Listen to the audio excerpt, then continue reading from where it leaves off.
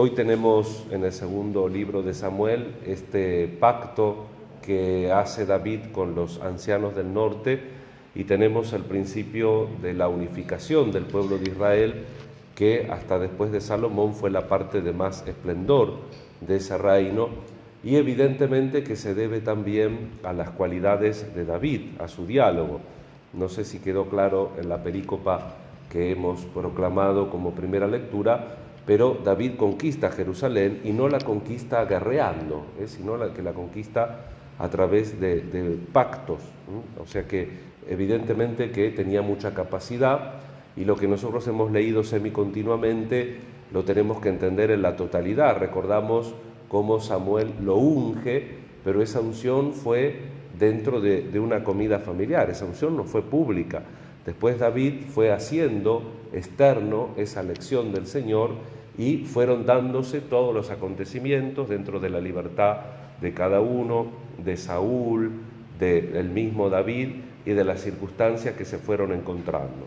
¿Qué quiere decir esto? Que Dios, obviamente, por la encarnación, irrumpe en la historia, puede hacer milagros en la historia, de hecho los hace, pero la historia de la salvación no es una concatenación ininterrumpida de milagros de Dios que suprimen la voluntad, la libertad y la acción y las cualidades de todos los que intervenimos, porque modestamente, aunque nuestra vida no sea leída en la liturgia, también nosotros hacemos parte de esa historia de Dios, y esa historia de Dios se actualiza sobre todo cuando celebramos este hecho fundamental de la salvación, que es la Eucaristía, donde como en una especie de máquina del tiempo nos hacemos presentes en el único sacrificio de salvación que actuó la persona de nuestro Señor Jesucristo, que nosotros recibimos en la Eucaristía, con su cuerpo, con su sangre, con su alma y con su divinidad. Y en la lectura de la palabra de Dios, ayer celebrábamos el domingo por primera vez dedicado a la palabra de Dios, esa lectura de la palabra de Dios nos tiene que hacer también recibirla vivamente en nuestro aquí y ahora, y dejarnos, como decía también el Papa Francisco ayer, aleccionar y guiar por esa palabra de salvación, y educar entonces nuestra vida en la libertad, teniendo la certeza y la confianza de que Dios siempre nos acompaña con ternura, con misericordia, que Dios secunda nuestra vida, pero no reemplaza nuestra acción. Nosotros tenemos que hacer el esfuerzo de compartir nuestros talentos, de hacer aquello que tenemos que hacer en nuestra vida biológica y en nuestra vida también espiritual. El límite, evidentemente, es reconocer la acción de Dios. Esto vemos en el Evangelio, ¿no?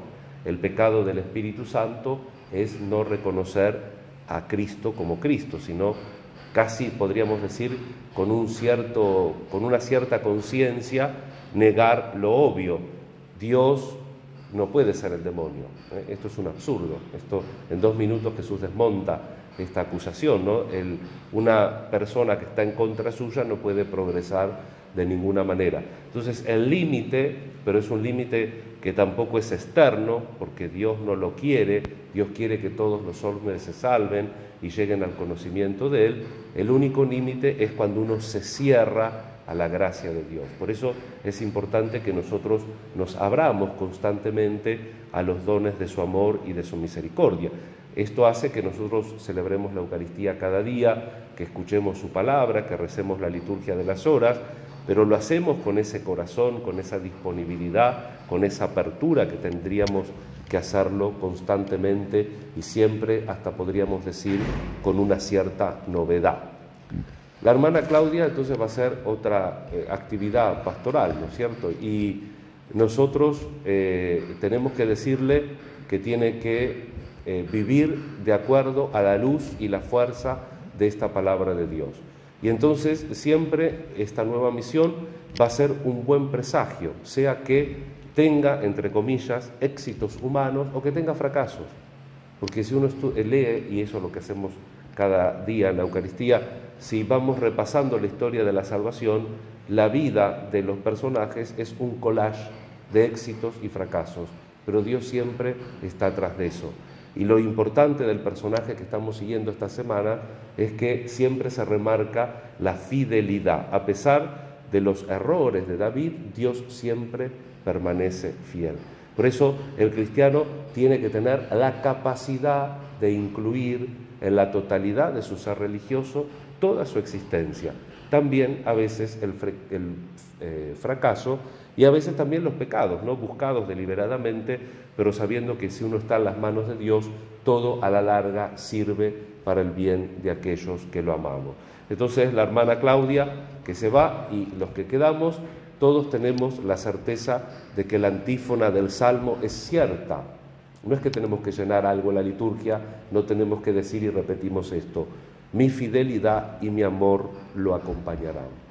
Siempre la fidelidad y el amor de Dios nos acompañan, aun cuando a veces nosotros nos empeñamos en ignorarlo porque estamos replegados sobre nosotros mismos, sobre lo que pensamos, sobre lo que sentimos, sobre lo que nos hacen. Pero sin embargo siempre la fidelidad y el amor del Señor nos acompañan. Por eso que tengamos esta certeza también, y ya no queda más tiempo para la homilía de la santa que nosotros estamos celebrando, Santa Ángela de Merici, que en Brescia en el siglo XVI fundó una congregación, para ese momento moderna, porque no tenía la clausura y no estaba hecha sobre, digamos así, una construcción más bien piadosa, sino para atender a las niñas, para la educación de las niñas, y se basaba también en la búsqueda de relaciones, de redes humanas, para poder sostener ese apostolado, pero siempre confiando en la intercesión y en la fuerza de ese Señor que nos acompaña siempre con su fidelidad y con su amor. Con esta certeza entonces continuamos celebrando la Eucaristía y le pedimos al Señor la gracia de cada día animarnos y trabajar para ese reino que el Señor nos vino a traer y que nos anunciaba ayer en el Evangelio. Que así sea.